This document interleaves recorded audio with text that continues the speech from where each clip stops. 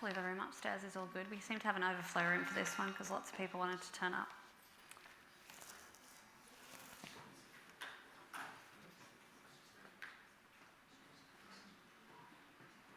All right, I'm going to get started. So, good evening, everybody, and a warm welcome, very warm, surprisingly warm for London, to the Department of Bioengineering. So it is absolutely my great pleasure to introduce tonight's inaugural lecture for Professor Reiko Tanaka, we do these inaugural lectures as a recognition of somebody's career, of them reaching professor, and a great body of work that's brought them to this stage. So these are very special occasions and moments of celebration which we all partake in. I'd like to welcome Reiko's family, who have obviously supported through this journey. It's never a short one, a professorship. It's a career-long thing. And in fact, in my experience, it generally seems to be a lifelong thing. Professors don't know how to quit. So this is just a moment of recognition partway through this journey. Also, the welcoming guests who've come along to recognise Reiko as colleagues, as collaborators, and it's great to have everybody here from the community as well. So Reiko's work sits at this really important intersection of maths, engineering, computation, and biology. And she asks these really nice, complex questions about how to control conditions, how to model them, how to really understand these complexities. And it's really distinctive and great component of what we have as a really wide plethora of topics in bioengineering, and I think it brings this really nice understanding of mathematics into the way in which we view our complex systems. So Reiko's journey has been an academic journey that's also been very international. She completed her PhD at the University of Tokyo and has held positions in Keio University, Caltech, and Riken before joining us here at Imperial. She's built research programs across that journey that have been really intellectually rigorous, mathematically elegant, and has made connections to real clinical outputs and made real translational solutions and impacts to the world. So tonight, her lecture is entitled When Mathematics Meets Medicine, and I think this title really captures Reiko's work perfectly. It reminds us, and this is, I believe we actually have some school students in the audience today who've gotten wind of this talk, and it's really important to be reminded that equations are not abstractions. They're not things you will never use in your work or in your world. They're actually really critically important to human health. They can illuminate disease mechanisms and help reveal hidden principles. So Reiko, tonight we're really delighted to welcome you to come and tell us about this, to celebrate this milestone with you. So on behalf of the Department of Bioengineering, congratulations on your professorship, and please come and tell us a bit more about your work. Welcome, Professor Reiko Tanaka.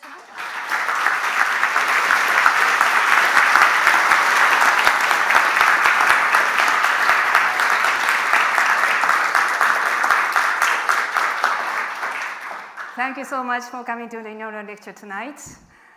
I have to say that giving an inaugural lecture has been so daunting. I have been postponing this occasion for some time since my promotion to professor. But I find that it's a fantastic opportunity to stand here and thank everyone who has been part of this journey. And it has been a very long journey in terms of both in distance and time. So starting from Japan, moving to the US, and back to Japan, and finally to Imperial, where I've now spent 17 wonderful years. I'm so grateful with the support and opportunities, and most importantly, all the people. I'm so glad to see so many of you are here and tonight with us. It is also, I can see the people like colleagues, group members, academics, professional services, collaborators, and friends. It is also my first time of giving a lecture in front of my family. That's quite scary. And I have to say special thanks to my husband, who has been by my side from even before I started my PhD, through every high and every low. And I had lots of lows, I have to say. And my two children were born during my time at Caltech and at the Riken. And today's lecture is actually pitched for them because I really want them to understand what I'm I'm doing the research about. And they're actually at the university studying, my son studying control engineering, my daughter studying mathematics, 2 subjects that I have been teaching for my undergrad students. So in addition to my geographic changes, I also changed my research direction several times along the way, starting from control engineering. And every change felt so natural, and then every time always following what has become most interesting and most alive at that time. And that path led to the title of today's talk, When Mathematics Meets Medicine. So let me get back to the beginning, control engineering. It's a branch of engineering discipline built around one single objective, to design systems that behave in the ways we desire, even under unpredictable disturbances. And the mathematical framework that makes it possible is called control theory. Consider an aircraft, tons of metal flying through the sky, even under unpredictable disturbances, to keep hundreds of passengers safe. Or cruise control on the motorway, keeping the same speed, even with rain and wind. And these are not happy coincidences. These are the result of a control system designed by engineers by using control theory. And a control theory works behind the scene very quietly to achieve stability, reliability, and robustness. And what control system does is to measure or observe what is actually happening now, and then make the adjustment to achieve what we desire. For example, let's think about the air conditioning system in this lecture room. To achieve the desired temperature, say 20 degrees. What the system does first is to measure the current temperature and then compare with the target and use that the difference to decide cool, heat, or do nothing. And that can happen continuously, automatically, and effectively, even with some changes in the outside temperature or the number of the people inside the room. So that is the stability, reliability, and robustness. And actually, the feedback control is not unique to engineering. It is happening all around us, all the time. Take bouldering, indoor climbing as an example. So every move you make is a result of feedback control. To achieve the desired move, you have to use your eyes and hands to observe what's actually happening, the current situation, where are the holes, where's your body, how's your balance, and then brain take all that information to decide and send the signals to the muscles, and your muscles respond to change your body position and change the grip and shift the balance. And what happens if the next hole is more slippery than expected? You correct, you adjust, and you find a way to keep staying on the wall. And otherwise, you fall from the wall, right? So that is a stability, reliability, and robustness in your body and in real time. And this kind of biological control is actually happening in every one of you, every one of us, right now at every scale. Sensing, processing, adjusting, continuously, automatically, effectively, even under the unpredictable disturbances. And our body is a very well-designed control system that can keep us alive and healthy. There's no life without control. So how about using the control theory not to design engineering system, but reverse engineer to understand the biological control and ask the questions like, how are these living control systems designed and for what purpose? Around the time that I finished my PhD at the University of Tokyo, one name kept coming up many times, at the forefront of these kind of the questions, John Doyle at Caltech, a real true legend of control engineering, who was already thinking about this kind of the biology in a very bold way. And an opportunity arose for me to stay in his group for 2 years sabbatical from Keio University, where I was an assistant professor. And these 2 years was so truly formative for all my entire academic journey. So the first suggestion from John was very, very simple. Read Essential Cell Biology. That is a classic undergraduate biology textbook. So I arrived as a control engineer and essentially learned biology from scratch. So that's how I did.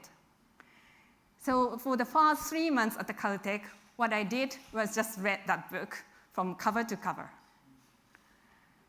And page after page, I found the similar patterns and the similar structures that we saw in control engineering.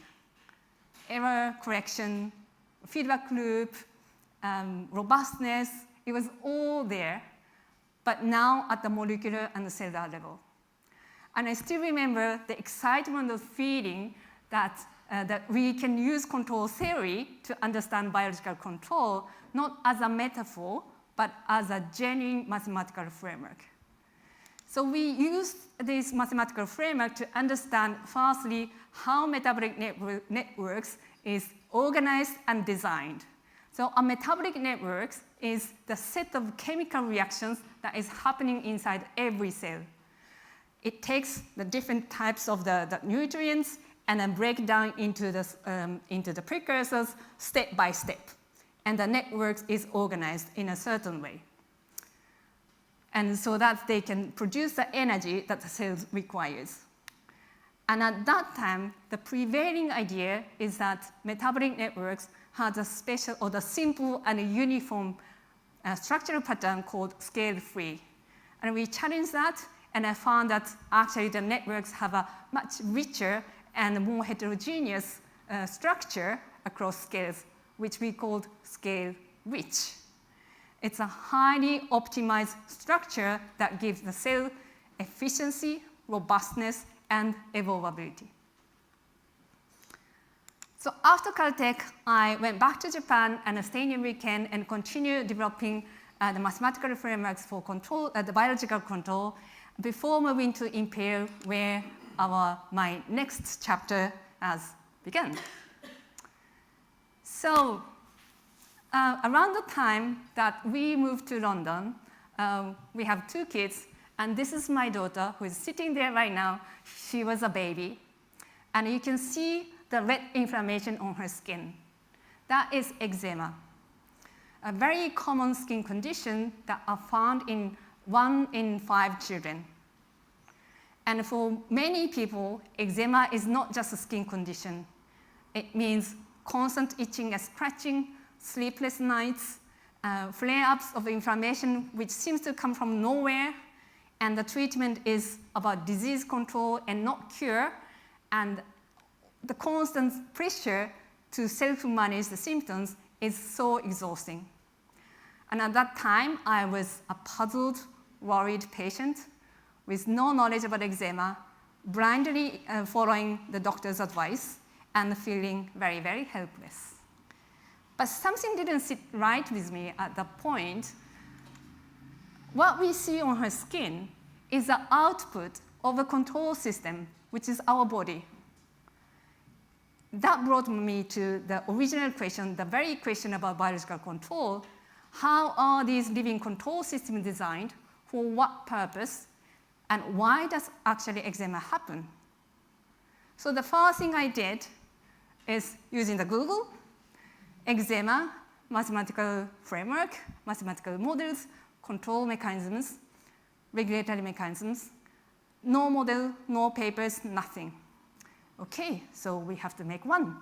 And that was my decision to start working in systems medicine. That was 17 years ago. And eczema has turned out to be the most challenging and most rewarding subject that I ever worked during my whole academic career. It is much easier said than done. The biology behind eczema consists of complex interactions between genetic factors, immune factors, environmental triggers, and skin microbiome. And they interact in ways that we are just beginning to understand. And eczema also shows a patient variability. The same treatment works for one patient and not at all for other patients. And the symptom change fluctuate day to day and also evolve over years. Some children can grow out of it, like my daughter, and some can continue and having the severe treatment-resistant disease. And this kind of complexity actually make eczema a very, very scientific and challenging, and that is exactly the reason why we need mathematical framework to tackle this challenge. So how do we do it? Our computational approach follows 4 steps: observation, modeling, prediction, and control.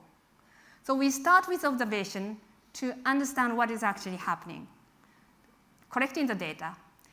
And we move to the modeling part, integrating the data that you collect to try to understand why what we observe is happening. And that's where we can bring the biological complexity or biological reality into mathematical terms so that we can analyze the system and the model analytically. And then once we have the model, we can make the prediction of what would happen in future. And then once we can make the prediction, then we can think about control, how to intervene the system or the disease to avoid the disease worsening to happen. So in a sense, we learn from hindsight, gain insight, and then achieve foresight. And when we talk about mathematical models, actually there are 2 types, mainly 2 types: statistical models and mechanistic models. Statistical models, including machine learning and AI models, identify the patterns and relationship in the data. And it's about association. And we often call these models black box models. Whereas mechanistic models are often called white or gray box models. And we try to understand the causality, why things are happening, and why things are happening, and how these things change over the years. And the best is to use both of these models, and that's exactly what we are doing. But firstly, we want to focus on this mechanistic models part, which try to understand the control mechanisms behind the underlying disease. So what did we model? This slide shows the key components of eczema that our mechanistic models model. And the skin barrier is the outermost layer of the skin. And that's the first line of defense against the environmental triggers like pathogens or changes in weather. In eczema, the skin barrier is weaker than normal, and you can see there's some sparse space, and that can trigger the inflammation or itching, scratching cycle. So we developed the first mathematical model of eczema pathogenesis with my first PhD student, Eliza, who is now a professor in Mexico, and with another student, Panel Otis. The main feature of this model is basically a triangle. So you have the skin, but you have environmental triggers like pathogens outside of the skin and immune responses, and then the skin is at the interface. So these triangles are interconnected with each other, and we describe these interconnections, interactions in mathematical terms. Whether inflammation happens or not in a body is basically determined by the balance between positive and negative feedback. When there are lots of pathogens, then there's an inflammation happening. And when the inflammation happens, immune responses kick in. and then immune responses trying to eradicate the pathogen load and then reducing the pathogen load so that to stop the inflammation.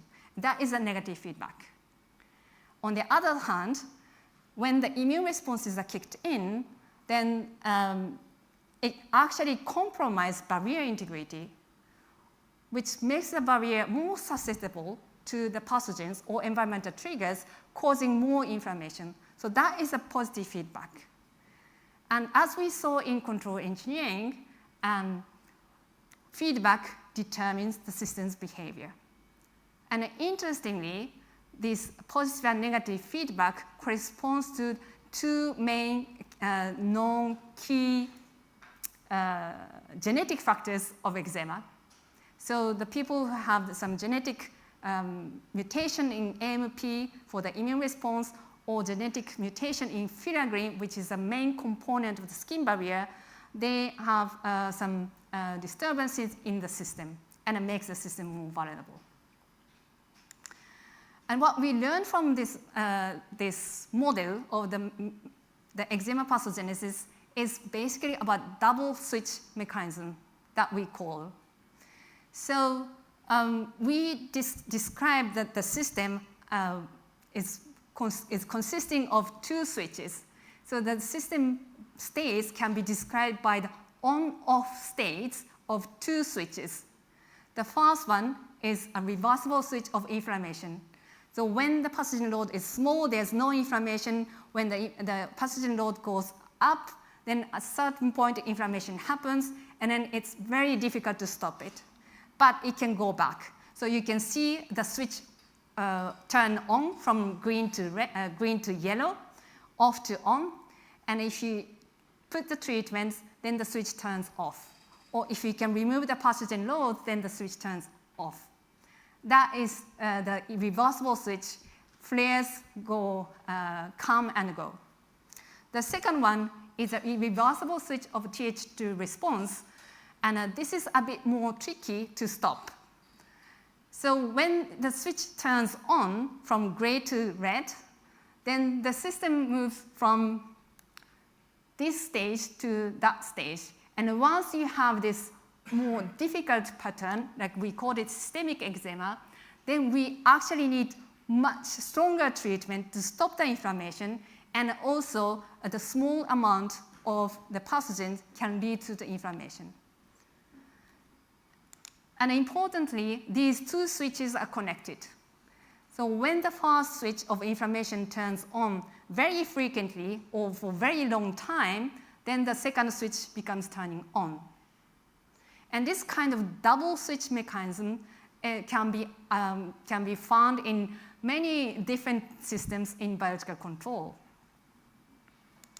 And once we have this mechanistic model, the next question is, can we use these models to design optimal treatment regimens, meaning that how much corticosteroids should be applied, when, and how often? And this was the collaboration, this was done in collaboration with Professor Hywel Williams, who is sitting here and who will come to the stage after the lecture. So Hywel's guiding principle is very simple. Get control, keep control. So firstly, we need to treat eczema very aggressively to get control, to stop inflammation. And after that, we should keep applying low-dose treatment intermittently, even if the skin looks clear. That is the idea of proactive therapy, not like reactive therapy where treatment is applied only when you have the flare-ups. And then Panayotis applied optimal control theory to solve this problem, because this is a kind of the problem that we can use the control theoretical tools very effectively. And then Anastasia and Mark extended to apply slightly advanced method called model predictive control. But around that time, a new era of eczema treatment started. In 2017, US FDA approved the first immunotherapy for eczema, called dupilumab. And we saw in the double switch model that severe case of eczema requires much stronger treatment.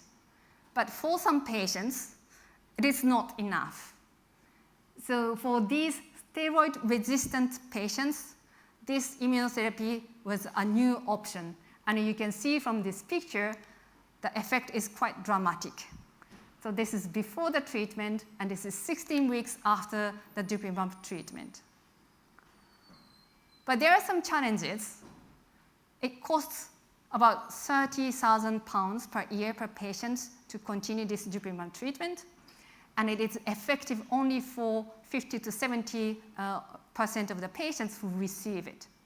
So the next question is, who will actually respond to dupilumab treatment, who will not? And if there are people who don't respond, what are the alternatives? So what we did is to develop the mathematical model to understand what is actually happening in terms of the immunotherapy treatment.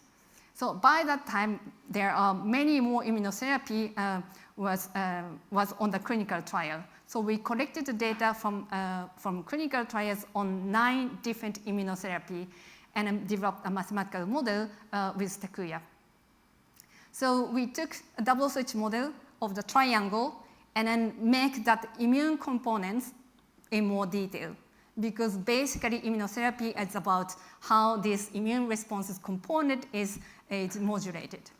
And you can see the model here. We have many different cytokines and different Th cells. They have the different interconnections. And then on the right, you can see the result of the model prediction that is shown by orange lines, and then the blue circles correspond to the clinical trial data, which shows a very good match. And so this analysis showed us that the immunological features of the dupilumab poor responders, which means that the people who don't respond very well to dupilumab. And then we found that those people may likely benefit more from immunotherapy, which targets both IL-13 and IL-22. And now there are 2 companies who is running this clinical trial to test this combination theory. And we are really watching with great interest how the outcomes will be. And next, within the triangle, we decided to look at the pathogens part. So eczema skin is more likely to colonized by a specific pathogen called Staphylococcus aureus. And you can see from this microbiome data that healthy people have the diversity in healthy skin has a diversity in microbes, whereas the eczema skin has the dominance by S. aureus. And what S. aureus does is to cause the inflammation and trigger the itch scratch cycle, which damages the barrier and allow the bacteria to grow more easily. So it's a vicious cycle. And to understand the complex interactions between S. aureus, other microbes, and skin, we developed a specific mathematical model by focusing on this pathogen part. And that was Jamie's PhD work with Ahmad and Takuya. We asked the questions like how different microbes compete with each other and coexist on skin, and how the skin barrier shapes that competition. And what we found is that attacking S. aureus, killing S. aureus is not enough, and we have to restore the skin barrier more effectively so that even after the S. aureus dying out, the S. aureus cannot revive and take over. And building on this understanding of skin microbiome, now we are taking this one step further. So rather than tackling S. aureus or the pathogen, can we actually use bacteria as a therapeutic tool? So that is the idea of a EU project called SkinDev, Smart Skin Microbiome Device. So the idea of SkinDev project is to develop a live therapeutic using engineered genetic circuits inside bacteria that can sense where the inflammation is happening and then deliver the treatment where it is needed. And most importantly, because this is an engineered bacteria, it has to survive and coexist with other skin microbes that is already on the skin. So this is a big project, and Ahmad is leading the mathematical modeling part, which tries to combine different components of the project. And then we have the consortium from Spain, Netherlands, Germany, Portugal, including a dermatologist, synthetic biologist, bioinformatician, a biochemist, and skin biologists. So far, we have looked at how the eczema happens, how the inflammation happens, but actually eczema also changes and evolves over years. So this is a result of the longitudinal cohort analysis of the data from about 25,000 babies followed up for 16 years. And the analysis clearly shows there are distinct subtypes, the 4 distinct subtypes. So over 16 years, no eczema, or eczema start and persists, persistent, intermittent, come up and down, and transient. So eczema happens, and then that's it.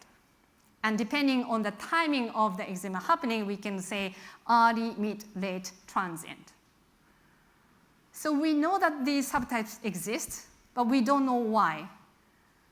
And the previous research on trying to find the genetic factors related to these subtypes showed only weak connections. Why? Probably because the data was very messy and noisy, because each people use different treatments and in different conditions, so it was very difficult. So what we did is to take another approach, mathematical modeling approach, to develop the model for long-term eczema pathogenesis. Now we call it triple switch model. So we took double switch model and expanded to add another third switch that corresponds to the keratinocyte differentiation, which is happening at the basal layer of the skin, a process that takes much longer scale. This is a project of the collaboration of PhD students over 3 generations, over 10 years. So the idea started with Elisa, and she pushed through to the end. Harley did a very complex analysis, the mathematical analysis with great care and rigor, and Ellie made the connections much clearer between the mathematical results and real-world situation.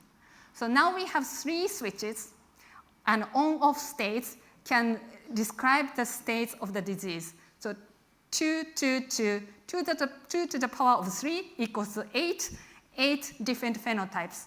So Harley showed that we can analyze and find all the transition between these 8 different phenotypes. And Ellie did the model analysis and showed that we can show this kind of 4 different subtypes that were observed in the cohort analysis. And most importantly, because we have a mathematical framework, we can now understand why do different subtypes exist, and what mechanisms drive each of these subtypes. And that is the strongest feature of mathematical model. And from this mechanism, we can make the suggestion of what kind of genetic factors are involved in these subtypes. Right, so now I'd like to change the gear a bit. Understanding mechanism is one thing. Another thing is to understand what do patients actually care and tackle each day. So eczema is the #1 reason for GP visits of a skin disease problem. And recently, most of the appointments happen remotely. A photo is sent and decision is made. But it's not very easy to assess the severity of eczema on the photo, especially on darker skin tones. Why? Because doctors' training are basically on white skin, and medical learning resources have underrepresentation of darker skin tones. Look at these 2 pictures. which of them you think is more severe? Actually, they are the same. So that shows a very serious problem. Often the case, eczema severity is underestimated on darker skin tones. That leads to the undertreatment and widening of health inequalities gap. And to address this, we developed an AI tool called EczemaNet that can assess the eczema severity from smartphone photos. So what EczemaNet does is to find the area of eczema is happening on the photo and then assess the severity of that area, looking at the several features of the eczema that doctors usually check. And EczemaNet is not only the medical tool to standardize telemedicine, which is great, but also importantly, it is a tool to empower patients. Because we talk a lot with patients, and I know from my experience as well, and it is difficult to convey how the eczema changes over time between clinical visits. But with EczemaNet, you can record and report how the eczema changes over time, and then even on the difficult times, because sometimes when you go to see the doctor, then the eczema doesn't appear very, very bad. And then the doctors sometimes cannot believe you. So this is a result. This is the project we've been working, and it started with a single final year project student, Joshua Moore, in 2017. And since then, 48 students worked on projects related to EczemaNet with leadership from PhD students and postdocs, Kevin, Glenn, Raman, Waiho, and Leo. And now we are trying to bring this EczemaNet to the patients as a medical device. And that requires lots of passion and work. And we have a very strong team with different types of expertise, including clinical practice, clinical trial, medical device, business planning, quality control, and also very strong voice from patients who help us design the project. And hopefully we can bring this tool to the patient's hands very soon, and let's see how it goes. So the next question is about the forecast. So now we have the tool to assess the severity, eczema severity. Can we actually use it for the forecasting? So think of the weather forecast. We all know that the weather forecast gives us only the partial information, and it may be incorrect, often the case, or it's incorrect, but it still helps us to plan ahead and make some better decisions. So that is the basic idea of eczema severity forecasting. Can we apply this idea to see if the patient can know in advance how their eczema severity changes over time? It will be partial information, maybe incorrect, but it may still help the patients plan and make better decisions. And in this case, it really needs to be personalized. And you can see on this chart, patient A and patient B shows a very different dynamics. The patient A has a more stable trajectory, although it's a high severe score, and patient B shows more like dynamic movement. So the Guillem's PhD tackled this problem, and he took the double switch model and simplified much further to develop the mechanistic Bayesian model to try to infer the individual dynamics from each patient. So you collected the patient's severity dynamics, history, and then can we infer it? And here you see the severity score is a y-axis between 0 and 10, which shows that the patients recorded their daily bothering score, so how bothering your eczema was between 0 and 10. And you can see that black lines correspond to the actual data, and the blue shades correspond to the inference results. And Guillem took it further to develop a framework called eczema pred for prediction, because the severity is not only about the bother score, the single value, but actually the doctors are looking at different components or different aspects of eczema, including how wide the eczema area is and the different severity signs, and also the subjective symptoms that the patients declare about the sleepiness, sleep loss, and itching. And so Guillem's eczema pred could achieve this about 70% accuracy for 4-day ahead prediction for the moment. It's a very good starting point. But eczema pred had some issues because it took about 1 hour to get the prediction. And that's a bit too long if we want to use it as a smartphone app. So Ariane, Samuel, and Pierre tackled this problem and redesigned the model to make it an online prediction model so that the model can learn and train using only newly available data compared to using all the historical data. And as a result, we could shorten the time for prediction from 1 hour to 1 minute while we keeping the same level of the performance. And we call it eczema pred, the same, but now it's X to make some difference. Right, so far I have shown you the 4 steps of computational approach for eczema that we have been doing in our group, starting from observation, data collection using the AI tools like ExemaNet, and mechanistic modeling as a knowledge base which can translate biological reality to mathematical terms and make the predictions using the model simulations and also using the frameworks such as eczema pred. And for the control part, we showed very briefly about the model predictive control.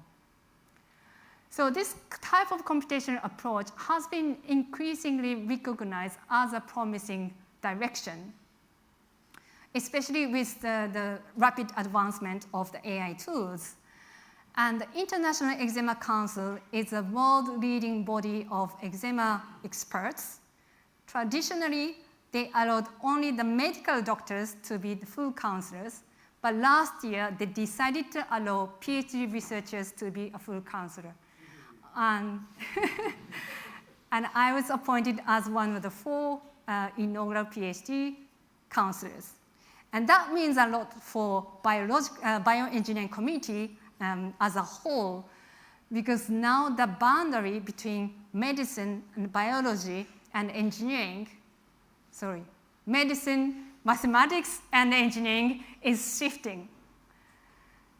It's right at the heart of the shifting the changes, and we are at the moment when mathematics meets medicine.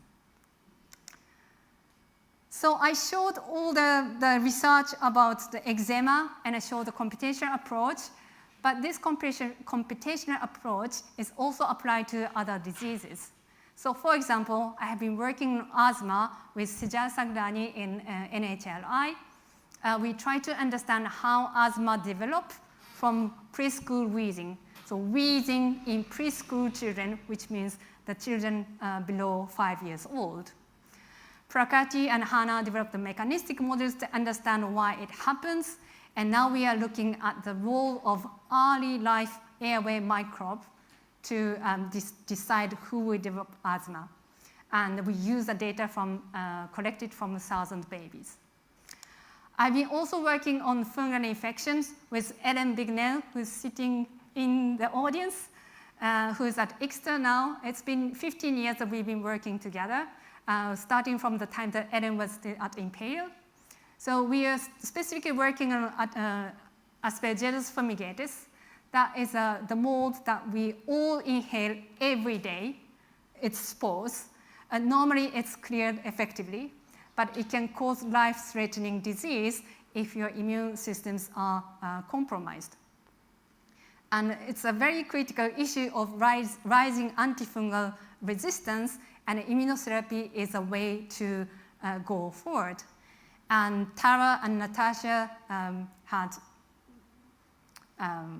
been working on this project and then trying to make the mechanistic model to understand what kind of immune mechanisms are actually happening and how we can make the better treatment, how we can screen the new treatment. And there's something that is common between eczema, asthma, and fungal infection. In all of these, the balance between harmful and protective species and their interactions with the host plays a big role to decide health outcomes. And now we want to bring it to a larger scale in ecology. A holobiont is a collective unit of biological systems consisting of a host organism and an associated microbiome, which means a human or animal with the associated microbes who live on it or in it, and as a collective biological unit. So we are part of the Liver Film Center for the Holobiont that is led by Tom from Life Sciences. And the center focuses on asking the questions like, how do holobionts respond to environmental change, and how do we manipulate holobiont to tackle the problems like an ecological and environmental problems. So basically, it's still about the biological control, but now it's at a much, much larger scale. And Jamie is trying to develop the mathematical frameworks that can deal with holobiont dynamics, which goes across multiple scales, and both in time and also in size. So here I am after 17 years, starting from the Google search, still asking the same questions, still developing mathematical models, still finding the new layers of complexity, and still being always surprised. And this journey brought me from Japan to California and to London, and from control engineering to biology and medicine. And looking back, there's a thread running through all of it. Biological systems have a very highly optimized, organized structure. And this optimization comes at a price. The very robustness against certain challenges actually creates the fragility for other challenges. And that is a concept and principle of robust yet fragile that was proposed by John Doyle, and the one that I worked with him back at Caltech applied to the metabolic networks that I've shown you before.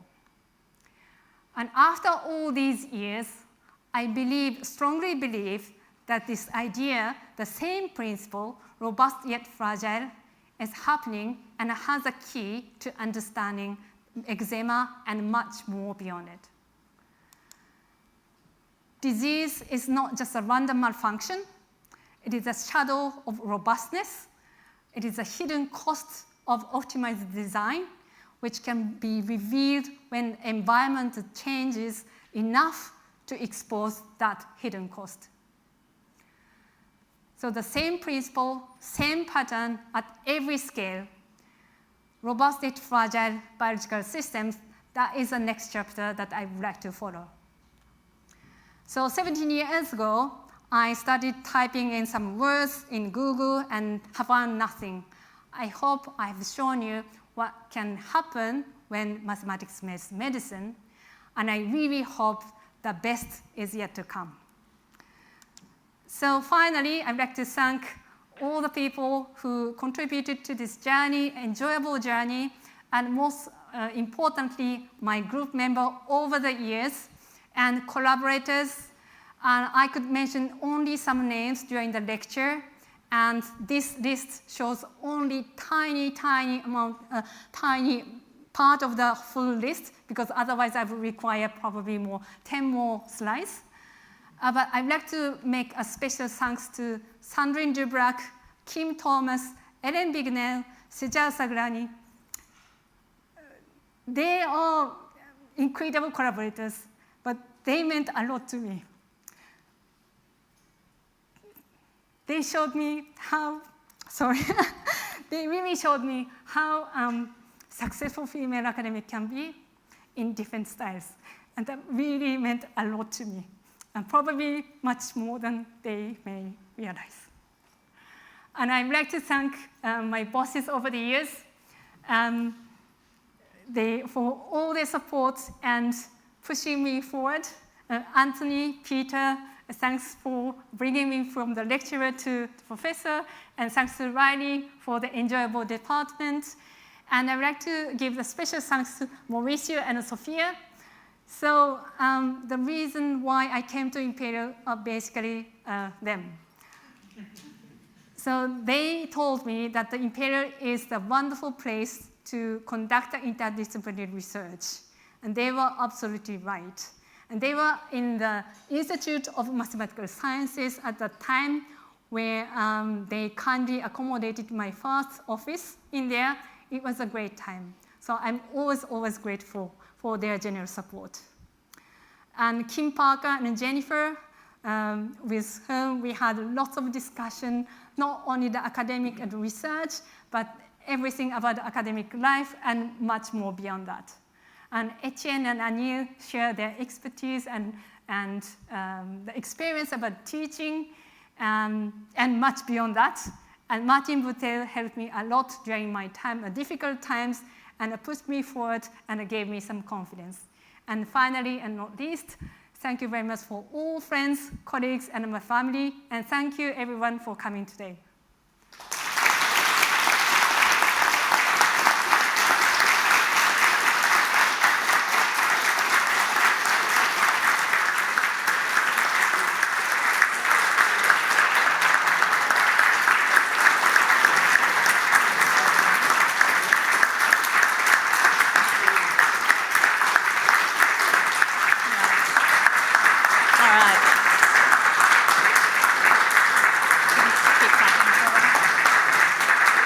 Okay, thank you. Obviously, from the amazing applause, everyone appreciates what an amazing talk you just gave us, to give us that walkthrough of what you did. I personally appreciate it a lot, being a child who suffered both with eczema and asthma, and I'm still here today, and I would have loved to have understood all of that about it many years ago. But I'm sure plenty of other people will be benefiting from it now. You've really shown us how your fundamentals are built into a really amazing, impactful case for medicine, and I love how you wove all of the spin-out work into that, so that they're actually usable products. It's a really inspiring story. So we now have the vote of thanks. We're actually not going to do questions tonight, but we are going to have an opportunity through a reception for people to come and talk a bit more with Reiko. It's not common that we do questions in this. It's more we have a nice social event where you guys can talk and be more casual with your conversations than with Reiko around what she does. However, before that, we have a vote of thanks. So it is my great pleasure to invite Professor Hywell Williams to come and give the vote of thanks. Hywell is a professor of dermoepidemiology and the director of the Centre for Evidence-Based Dermatology at the University of Nottingham. He's one of the leading figures in internationally evidence-based dermatology, and obviously has collaborated very closely and worked with Reiko, so makes him an amazing and very fitting person to give the vote of thanks this evening. So Hywell, thank you very much for joining us, and I'd like to invite you to give the vote of thanks. Thank you kindly. Well, hello everyone. Nice to meet you in person. And wow. Well, it's an honor, Reiko, to give this vote of thanks. And what I do know of Japanese culture, we say the word honor quite lightly sometimes, but in Japanese culture, honor is a very important and deep thing. And it really is my honor to give this vote of thanks to that tremendous tour de force. I've even worn my bow tie made out of recycled bicycle inner tubes that my friend from New Zealand made for me recently. So it really is an honor. You know, when I first got in touch with Reiko, I thought she was from another planet. I think you thought I was from another planet as well. And I think I had to ask you, in terms of, I didn't realize we'd been working together for so long. It was, what was it? You said 2014. And it was the International Symposium on Atopic Dermatitis, which we refer to as eczema. And it was our turn to host it in Nottingham, so it had a Robin Hood theme to it. And it was a good meeting, and in fact it was a good meeting because I had the hypothesis that it would be, is it possible to run an international scientific meeting without drug industry funding? Because every meeting is funded by industry, which is fine, but you don't want every meeting. And we proved that hypothesis was true. We used inexpensive student accommodation. We had sort of recycled bags and things. So that's what I remember of the meeting. But the other thing I remember, and the same old stuff was being presented, and and then I saw this abstract that Elaine and your team had made about computational description. And I thought, oh, that sounds interesting. And I didn't understand it all, so I'm learning Italian at the moment from Duolingo. And I can't understand all the words, but I can understand the whole sentence. I've got a sense of what it means, and I had a sense of what this meant for eczema, and I thought, this is interesting, and this is a breakthrough, and why wouldn't biological systems, whether they're functional or dysfunctional, not follow some control mechanism? Why wouldn't they? Why would cellular mechanisms not do that? And as you say, this balance between robust yet fragile, very interesting. Because, why is eczema so common? Have we been designed in such a way for 20% of us to be allergic to useless things in the environment, like house dust mite, fecal extract? No. We've developed, the amount of time humans have been on the earth is tiny compared with the evolution that we've experienced. So we've inherited a very powerful system for ridding us of external parasites and defense against microbes. And the legacy is we're stuck with this mechanism in our super clean environment where we're not exposed to a healthy microbiome. We're washing every day. We're polishing our skin. We're stripping our skin of essential oils and altering the acid mantle of our skin and altering the pH, which is upsetting everything. So you can see how this legacy has gone on and sort of cursed us with this condition. I mean, I've studied eczema for 40 years. I have eczema myself, still do, and it's complicated. But, even though I was studying more traditional quantitative statistics, epidemiology, risk factors, I developed the diagnostic criteria that are now the most widely used in the world, I still don't know what eczema is fully. And your work on trajectories of eczema, for example, where does the typical case end and where all of these are the more transient? I think that's absolutely fascinating. And what I discovered tonight was I only know a part of your work, Reiko. You've talked about other things that I'm also working on that we must get in touch. So I found that absolutely fascinating as well. What I've also learned in my career, yes, it's nice to talk to colleagues working on the same thing, but it tends to be same old, and it doesn't tend to be very creative. And the happiest moments of my career have been working with sort of slightly out-of-the-box wacky people. I'm not saying you're a wacky person, but, I worked with a medical geographer. I've never heard of medical geography. And we looked, for example, at eczema prevalence in schools around Nottinghamshire and using small area health statistics and water supply. And lo and behold, we found that eczema was commoner in the harder water areas. And the actual map of water, they didn't decant into each other. So it was a beautiful sort of John Snow experiment. I worked with veterinary scientists to develop a critical appraisal tool for prevalence studies, which veterinary clinicians use a lot. And that was really interesting. And I'm working with a professor of physics on Raman spectroscopy for looking at skin tumor. But the point is here, like other interfaces, I mean, when you look at fusion cooking, the fusion cooking is so exciting. I'm a musician like Jimmy. And when you look at I particularly like jazz funk with a touch of Brazilian music in it. It's so exciting. These interfaces are where the sparks occur. And I encourage you not to just work with computational scientists, but step out into the unsafe world of working with other collaborators. And just 2 weeks ago, I was talking to a fine artist who wants to do something on the soil and the skin.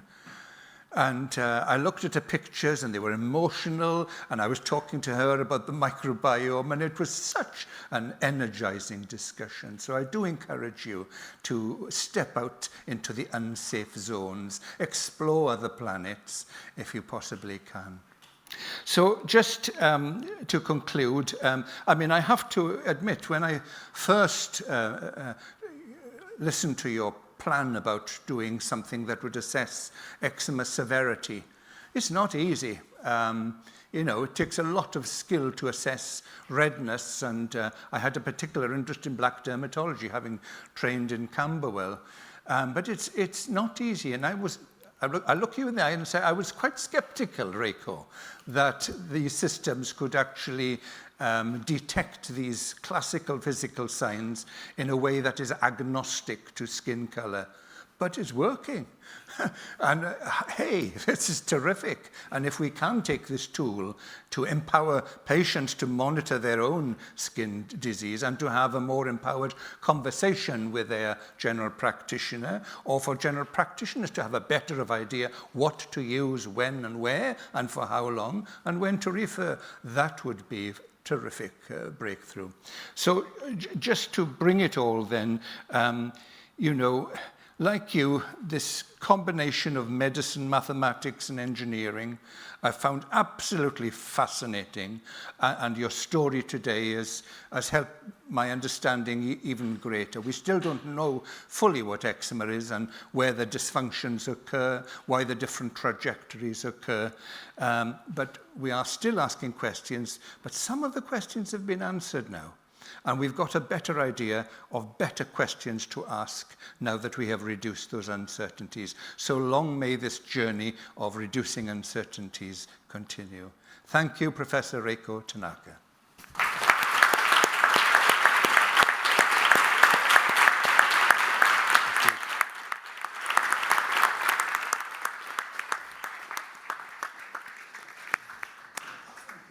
Okay, well, with that, it is my job to say thank you very much for all coming along.